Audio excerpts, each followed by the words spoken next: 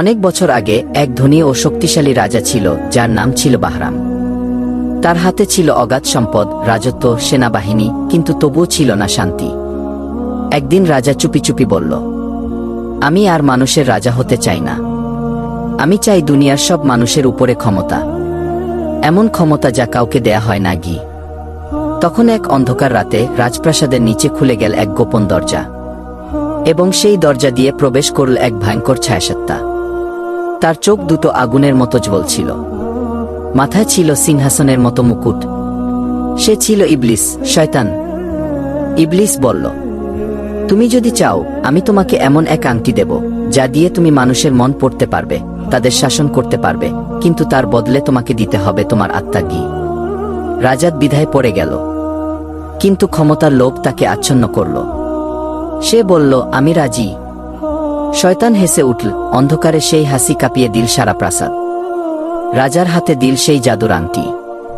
সেই রাতের পর থেকে রাজা বাহরাম আর মানুষ ছিল না, সে ধীরে ধীরে রূপান্তরিত হতে লাগল এক নিষ্ঠুর, পাপাচারী শাসকে।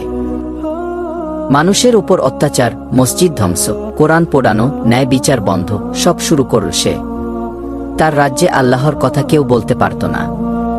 একদিন এক গরিব বুড়ো লোক এসে রাজাকে বলল, হে রাজা, তাওবা করো।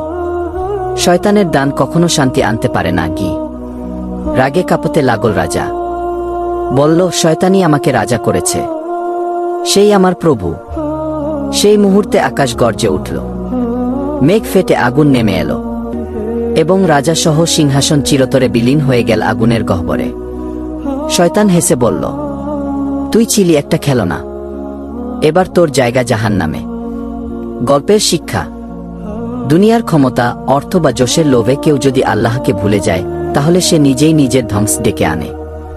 শয়তান মানুষকে যা দেয় তা অস্থায়ী, কিন্তু আল্লাহ যা দেন তা চিরস্থায়ী।